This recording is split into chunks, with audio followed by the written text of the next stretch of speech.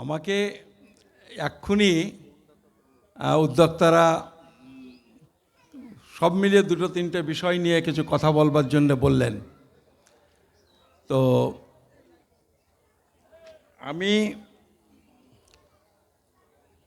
আগে থাকতে জানতাম না যে কী বলতে হবে, কিন্তু বিষয়গুলো আমাদের মোটামুটি চর্চায় থাকে, অসুবিধে নেই।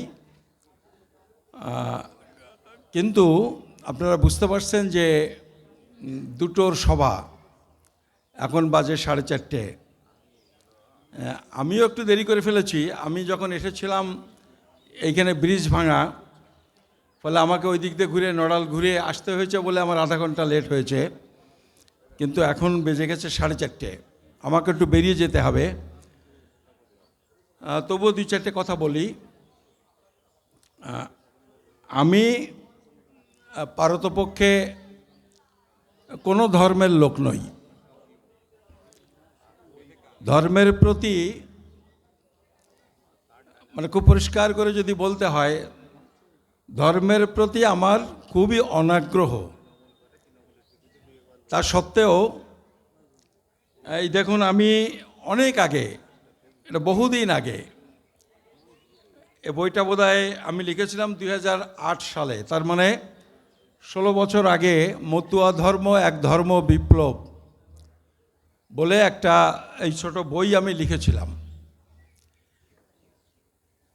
আমার নামটা শুনেই, বইয়ের নামটা শুনে আপনারা বুঝতে পারছেন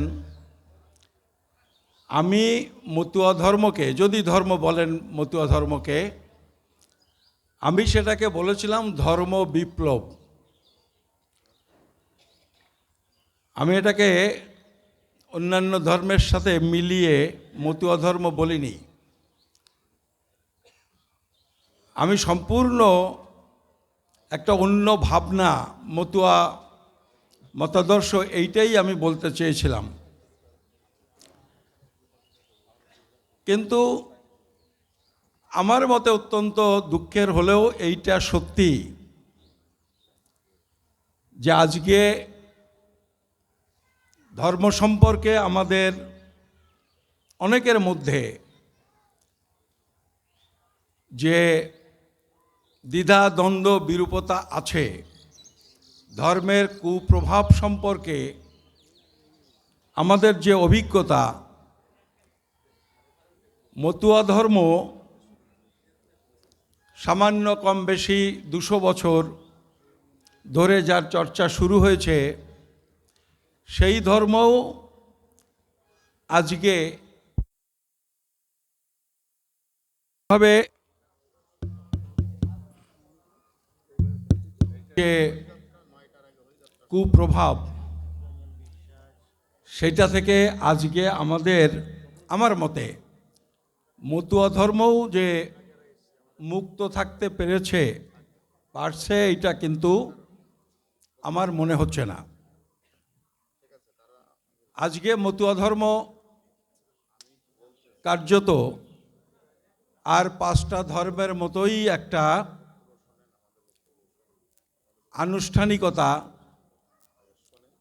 আনুষ্ঠানিক বিষয়ের মধ্যেই সীমাবদ্ধ হয়ে গেছে। এইটা হবার কথা ছিল না। আমি যেটা বুঝেছি হরিচাঁদ গুরুচাঁদ ঠাকুরের এই আন্দোলন দেখে, সেটা অত্যন্ত সহজ সরল একটা বিষয় আমার মনে হয়েছে। তা হলো একটা পিছিয়ে পড়া সমাজ, একটা অবদমিত সমাজ, তার এই দুরবস্থা থেকে ঘুরে দাঁড়াবার একটা চেষ্টা হরিচাঁদ গুরুচাঁদ ঠাকুরকে কেন্দ্র করে এই অঞ্চলে আমরা যেখানে দাঁড়িয়ে আজকে বক্তৃতা করছি, এর ঠিক পেছনে একটা ছোট জায়গাকে কেন্দ্র করে একটা লড়াই শুরু হয়েছিল, এবং সেই লড়াইয়ের প্রাসঙ্গিকতা আজও রয়ে গেছে। এই লড়াই শুধুমাত্র এই পূর্ববঙ্গের এই অঞ্চলে শুরু হয়েছিল এরকম নয়। পূর্ববঙ্গের আরও কিছু কিছু পকেটেও প্রায় একই সময়ে একই রকম না হলেও ব্যাপ্তি বিশালতা এতটা না হলেও ছোট ছোট আরও কয়েকটা জায়গায় একই ধরনের আন্দোলন শুরু হয়েছিল। আমি শুধু বাংলার কথা বলছি, আপনি যদি গোটা ভারতের কথা বলেন, গোটা ভারতে আমাদের এই অঞ্চলের অন্তজ মানুষের যে অবস্থা, গোটা ভারতের অন্তজ মানুষের অবস্থার মধ্যে পার্থক্য খুব বেশি কিছু ছিল না। প্রত্যেকটা অঞ্চলের কিছু আলাদা আলাদা বিশেষ বৈশিষ্ট্য থাকে, কিন্তু তা সত্ত্বেও বলা যায় একই অবস্থার মধ্যে তারা বাস করছিলেন এবং সেই সব অঞ্চলেও লড়াই হয়েছে। সেই সব অঞ্চলের মানুষও আস্তে আস্তে এগিয়ে এসেছেন। আমরা এই বাংলাতে বিশেষত নমশূদ্র সমাজ এবং অন্যান্য অন্তজ সমাজের মানুষ বা গোটা বাঙালি সমাজ এই আন্দোলনের মধ্যে আরেকটা বড় দুর্বিপাকের মধ্যে আমরা পড়েছিলাম, সেটা হলো আমাদের দেশভাগ। ফলে এই আন্দোলন একটা পর্যায়ের পরেই একটা বড় আঘাত এই আন্দোলনের উপর নেমে এসেছিল এবং সেই আঘাত আজও আমরা কিন্তু কাটিয়ে উঠতে পেরেছি এরকম নয়। এই বাংলাটাকে ভাগ করা হয়েছিল এবং এই বাংলাকে ভাগ করার জন্য যারা উদ্যোগ নিয়েছিলেন, পরিকল্পনা করেছিলেন, একটা সময় পর্যন্ত তারা সেই কাজের সেই যে অপকর্ম, সেই অপকর্মের দায়ভাগ কিন্তু একটা সময় পর্যন্ত তারা নিতে চাননি, বরং আমাদের সমাজের মানুষকে বিভ্রান্ত করবার জন্যে এই সমাজকে যে নেতৃবৃন্দ সফলভাবে নেতৃত্ব দিচ্ছিলেন এবং দিতে পারতেন, আরও অনেকটা দূর এগিয়ে নিয়ে যেতে পারতেন, তাদের উপর এই দায়ভাগ চাপিয়ে দেওয়ার চক্রান্ত হয়েছিল। এই বাংলা ভাগ হওয়ার জন্যে আমরা আজও এমনকি নমশূদ্র সমাজের, আমি যদি খুব ভুল না বলি, অন্তত অর্ধেক মানুষ আজও বিশ্বাস করেন যে যোগেন্দ্রনাথ মণ্ডল এই বাংলা ভাগ হওয়ার জন্যে দায়ী। আমাদের মানুষ জানেন এই বাংলা ভাগ হওয়ার জন্যে মূলত আমাদের এই যে দুর্বিষহ অবস্থা, আমাদের আজকের এই যে কিছু মানুষ আমরা ওদিকে, কিছু মানুষ এদিকে, আমাদের এই দুরবস্থার জন্য দায়ী এখানকার মুসলমান সমাজ। আমরা এইটাই জানতাম, আজও আমাদের মধ্যে একটা বড় অংশের মানুষ তাই জানি।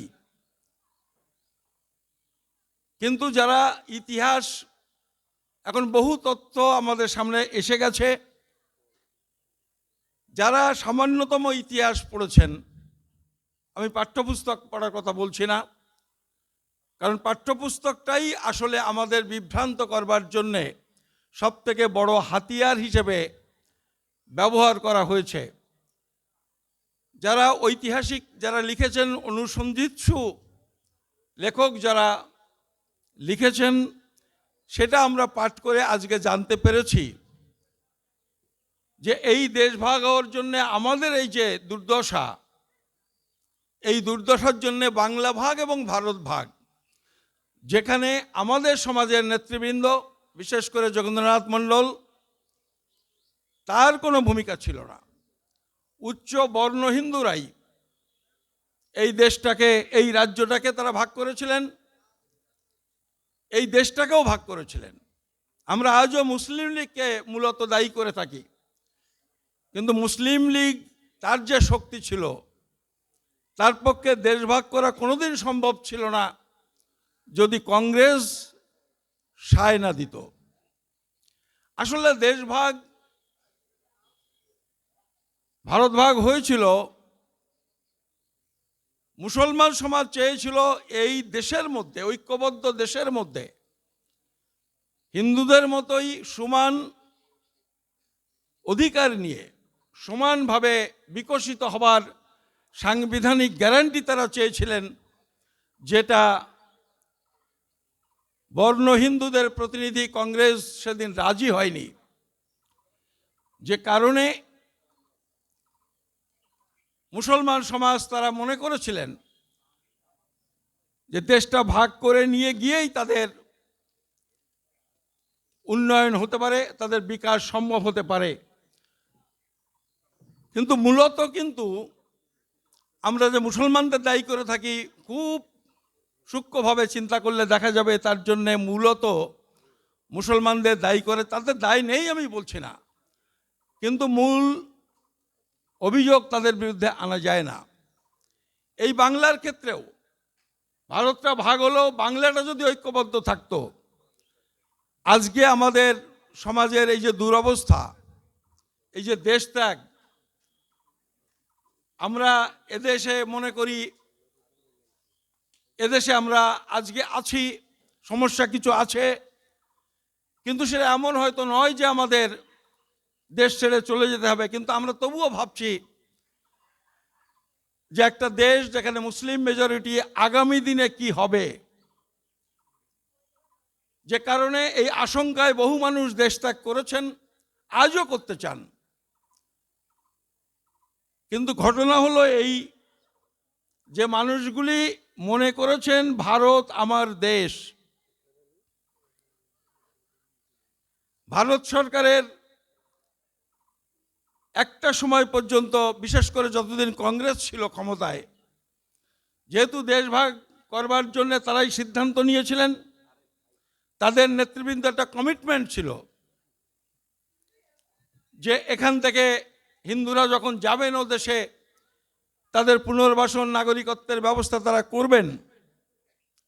এই কমিটমেন্ট এই কারণেই সম্ভবত তারা এই বিষয়টা নিয়ে খুব বেশি সমস্যা তৈরি করেনি। কিন্তু আমরা আজকে এখানে এবং ওখানে আমরা যারা মনে করছি এখন যে সরকার সেখানে আছে, যারা হিন্দুত্ববাদের কথা বলেন, হিন্দুদের নিজেদের ভাই বলে মনে করেন বলে দাবি করেন, তারাই কিন্তু আজকে এপার থেকে ওপার বাংলায় যাওয়া যে মানুষ, সেই মানুষের নাগরিকত্ব নিয়ে আজকে একটা খুব বড় সমস্যা তৈরি করেছে। আপনাদের আজকে জানতে হবে এই বিষয়টা। আমি এখানে, আমার বাড়ি 96, এখান থেকে বেশি দূর নয়। আমি 30 বছর ধরে যখনই আসি তখনই আমি অঞ্চলের মানুষকে বলি যে দেশ ত্যাগ করে কিন্তু আগামী দিনে এই যে ছেলে মেয়েকে পাঠিয়ে দেয়, ওখানে গিয়ে ক্লাস 7-এ ভর্তি হলো, পাশ করলো, চাকরি বাকরি পেলো বা পড়াশুনো করছে, যে এদের একটা সমস্যা আগামী দিনে কিন্তু হতে পারে। সমস্যা যখন হবে তখন কিন্তু কিচ্ছু করার থাকবে না, কারণ ও দেশের আইন সমস্তই পাল্টে গেছে। যে কারণে আমি অনেকের কাছে, আমাদের এলাকা থেকেও 2-3 জন এসেছেন, অনেকেই আমাকে এরকমও বলেছেন, তুমি চলে গেছো, এখন আমাদের যেতে নিষেধ করছো। আসলে সময়ের সাথে সাথে যে দেশের আইন পাল্টে যাচ্ছে, এইটা মানুষকে বোঝানো খুব কঠিন কাজ হয়ে গেছিল। কিন্তু এই মাত্র 1 মাস আগের একটা ঘটনা আমার মনে হয় এপার বাংলায় এবং ওপার বাংলায় বহু মানুষকে অনেক কিছুই শিখিয়ে দিয়েছে। হঠাৎ একটা মেসেজ এসে গেল, চিঠি এসে গেল, মেসেজ নয় চিঠি এসে গেল, যে তোমার আধার কার্ড ডিঅ্যাক্টিভেট করে দেওয়া হলো। এবং 28A বলে একটা রেগুলেশনে এটা বলেছে, যেটার মানে হলো যে তুমি বিদেশি, তুমি এখানে আধার কার্ড পেয়েছো, তুমি যদি অবৈধভাবে থেকে থাকো তোমার আধার কার্ড ডিঅ্যাক্টিভেট করা হলো, এখন কাগজপত্র নিয়ে এসো যে তুমি বৈধভাবে আছো কি নেই, বৈধ কাগজপত্র থাকলে অ্যাক্টিভেট করা হবে। ঠিক ইলেকশন সামনে, কোনোভাবে বিজেপি সরকার এটাকে ধামাচাপা দিয়েছে ঠিকই, কিন্তু ওই চিঠি উইথড্র করে কোনো চিঠি আসেনি, কোনো মেসেজও আসেনি। আপাতত একটা হয়তো রেহাই পাওয়া গেল এবং এই সমস্যা কিন্তু শুরু হয়ে গেল। শুধু তাই নয়, আমরা আজকে মতুয়া সমাবেশে আছি, ঠাকুর বাড়িতে অন্তত ১,৫০০ চিঠি এসেছে এই এখন থেকে ৮ দিন ৯ দিন আগে, যে কোনোভাবে হোক তোমার ভোটার তালিকায় নাম উঠেছে। এটা ২০ তারিখের নোটিশ, ২০ ফেব্রুয়ারি। ২৭শে ফেব্রুয়ারির মধ্যে তুমি কাগজপত্র নিয়ে অফিসে দেখা করো, না হলে ভোটার তালিকা থেকে তোমার নাম কেটে দেওয়া হবে।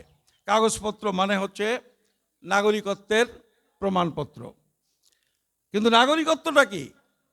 আমরা অনেকেই মনে করি আমি সেটেলমেন্ট পেয়েছি। ওখানে যারা গেছেন, আমি এ কথাগুলো বলছি, তার আত্মীয় স্বজন এখানে আছেন, ভাই আছেন, পরিবারের অন্য লোক আছেন, বংশের লোক আছেন, তারা হয়তো ভাবছেন আগামী দিনে আমি যাব। আমি তাদের বলছি যে আইন যা হয়েছে, এবার বোধহয় ভারত সরকার একটা দাড়ি টানবার মতো জায়গায় চলে গেছে। আগামী দিনে একটা জিনিস এইবার তৈরি হয়ে যান, এই দেশে লড়াই করে এই দেশে বাস করতে হবে, মিলেমিশে এই দেশে বাস করতে হবে। ভারত সরকার আর এই জায়গার মানুষকে ওপার বাংলায় গ্রহণ করতে রাজি নয়। যে আইন আছে সেটা হলো ১৯৪৮ সালের ১৯শে জুলাই। তারপরে যে গেছে এখান থেকে, সে যদি আবেদন করে নাগরিকত্ব না নিয়ে থাকে তাহলে সে বেনাগরিক। এবং এইটা প্রতিষ্ঠিত করবার জন্যে, বাছাই করবার জন্যে সমস্ত রকমের উদ্যোগ, পরিকল্পনা, প্রচেষ্টা অনেক দূর এগিয়ে গেছে। সেই জায়গা থেকে বোধহয় আর ফসকে বেরিয়ে যাওয়ার উপায় বোধহয় নেই। আমি কথাটা বলছি এই কারণে, একটি ছেলে ৪-৫ বছর আগে, আমাদের এলাকার ৪-৫ বছর আগে ইন্ডিয়া গেছে। আমি আসলে আমার সঙ্গে একটু বসে গল্প টল্প করতো, লেখাপড়া জানার ছেলে। সে ওই আমি তখন আলোচনা করতাম এই আইন টাইনগুলো সম্পর্কে, একটা আইডিয়া তার হয়েছিল। সে যখন গেছে, সে ওখানে গিয়ে নিজের নাম পাল্টে দিয়েছে, বাবার নাম পাল্টে দিয়েছে। এইগুলো করে সে ভোটার কার্ড, আধার কার্ড, এগুলো পয়সা কড়ি দিয়ে যেভাবে হয় তৈরি করেছে। সে করেছে এটা, তার কারণ হলো সে মনে করছে তার স্ত্রী, তার ছেলে যাবে, ফলে ওই যে নাম, ওই নামে থেকে সেটা কি সমস্যা হয় ধরতে যাতে না পারে, নাম বাবার নাম পাল্টে দিয়ে আধার কার্ড করেছে। এখন পাঞ্জাবে চান্সি ডাক্তারি করছে, পাঞ্জাবে। সে বলছে আমার বাড়িতে কি করে চিঠি এলো? আমি তো নাম পাল্টে দিয়েছি, বাবার নাম পাল্টে দিয়েছি। তার মানে বায়োমেট্রিক যেগুলো এখানে ভিসা করার সময় বর্ডারে যেগুলো নিচ্ছে, এইগুলো নিয়ে তারা আধার বা অন্যান্য জায়গায় যে বায়োমেট্রিকগুলো আছে সেগুলোর সাথে টালি করছে, মিলিয়ে দেখছে, এবং সেখান থেকে তারা খুঁজে পাচ্ছে যে কারা কোন সময় বাংলাদেশ থেকে ভারতে তারা পৌঁছেছে। এবং আজকে বিজেপি যেটা করেছে, তারা ৩টে ক্যাটাগরির মানুষ এখন ভারতবর্ষে রয়েছে। একটা ক্যাটাগরি হচ্ছে যারা ভারতবর্ষের নাগরিক, সেখানকার স্থানীয় বা এখান থেকে কিছু মানুষ গিয়ে যারা ভারতবর্ষের দরখাস্ত করে বা রেজিস্ট্রেশন নাগরিকত্ব পেয়েছেন, যারা নাগরিক, সেটা একটা ক্যাটাগরি। আরেকটা ক্যাটাগরি হচ্ছে যারা 2014 সালের 31শে ডিসেম্বরের আগে পর্যন্ত ভারতে গেছেন, তারা হচ্ছেন ভারতের বেনাগরিক বৈধ, বেনাগরিক কিন্তু বৈধ নাগরিক। 14 সালের 31শে ডিসেম্বরের আগে যারা, তারা ভারতবর্ষে বেনাগরিক কিন্তু বৈধ নাগরিক। আর 2014 সালের পরে যারা গেছে, তারা ভারতবর্ষে বেনাগরিক এবং অবৈধ, বেআইনি। আর এখন যদি যাওয়া হয়, নিশ্চিতভাবেই বেআইনির মধ্যে পড়বে, অনুপ্রবেশকারী বলে চিহ্নিত হবে। ফলে সরকার যে কোনো ব্যবস্থা তাদের বিরুদ্ধে নিতে পারে। ফলে যদি একটা আন্দোলনের মাধ্যমে আপনারা কেউ কেউ জানেন, আমাদের বন্ধুবান্ধব কিছু জানেন, আমরা 2003 সাল থেকে এই নাগরিকত্বের বিষয়টা নিয়ে আমরা আন্দোলন করছি এবং করতে করতে আমরা সাকসেস হওয়া তো দূরের কথা, সমস্যাটা আজকে কিন্তু আরও জটিল হয়ে গেছে। যদিও 2003 সালে অনুপ্রবেশকারী যে আখ্যাটা দিয়েছিল, সে অনুপ্রবেশকারী তকমাটা মুক্ত হয়েছে এই কার-19 দিয়ে, কিন্তু নাগরিকত্বের যে প্রশ্ন, সেই প্রশ্ন কিন্তু এখনও অধরা। ফলে এখন আমাদের যেটা মনে হচ্ছে, আমরা 20 তারিখে একটা মিটিং, একটা কনভেনশন আমরা ডেকেছি আমাদের ওখানে একটা হলে, মৌলালী যুব কেন্দ্রে, যেখানে হয়তো এই কাট অফ ডেটের ব্যাপারটা নিয়ে আলোচনা হবে। এতদিন আমরা মতুয়ারা এবং উদ্বাস্তুরা এরা আন্দোলনটা করতাম, কোনো পলিটিক্যাল পার্টি, প্রতিষ্ঠিত পলিটিক্যাল পার্টি এতদিন উদ্বাস্তুদের বিষয়টা নিয়ে কিন্তু কোনো সুনির্দিষ্ট, মানে পক্ষে কোনো সুনির্দিষ্ট অবস্থান গ্রহণ করেনি। বিজেপি তারা অনুপ্রবেশকারী বলেছে, তারা দেশ থেকে বহিষ্কার করার চেষ্টা করছে।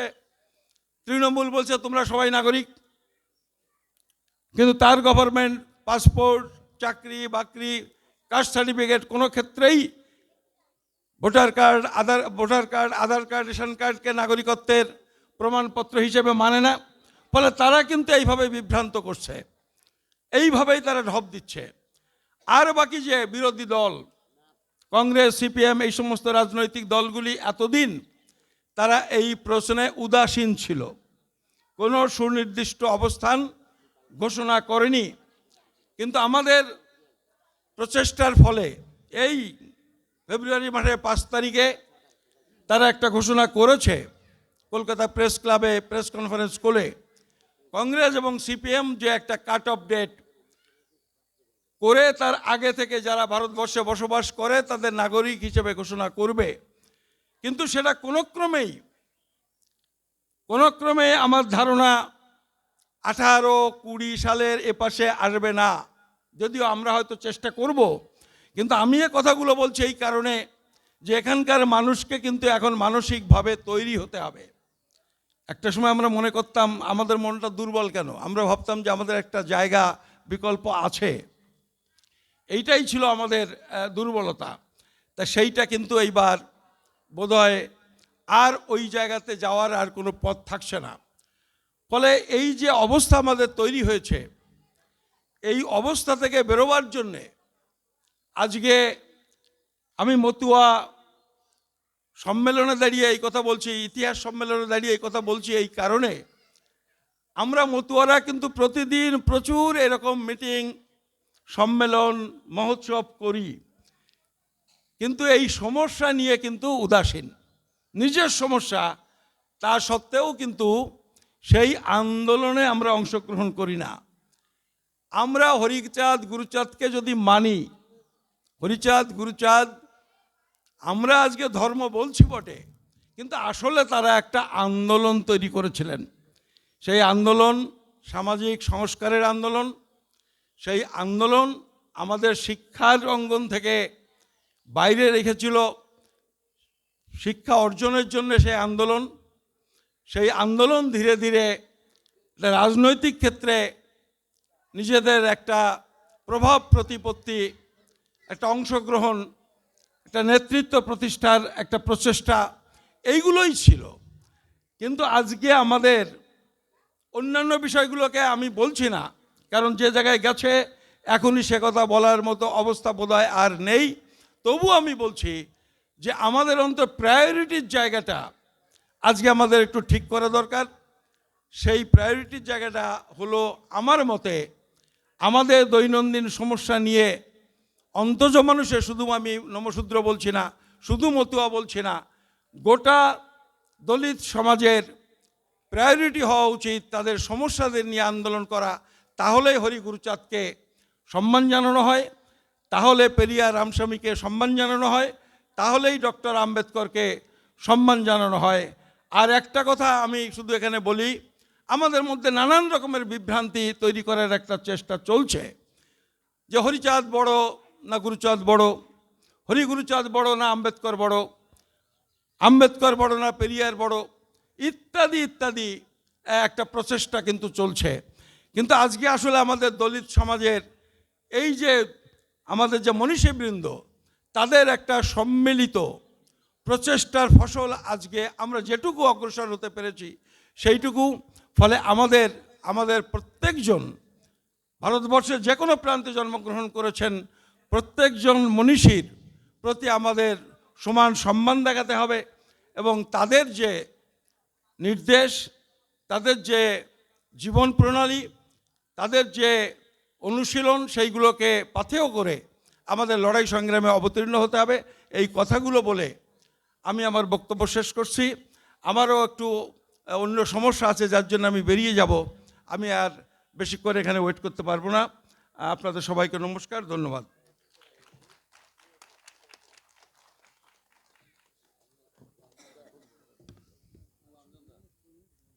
অসংখ্য ধন্যবাদ। বিশিষ্ট লেখক, সুসাহিত্যিক এবং মতুয়া গবেষক মতুয়া সুকৃতি রঞ্জন বিশ্বাস মহোদয়কে তার মূল্যবান বক্তব্য প্রদানের জন্যে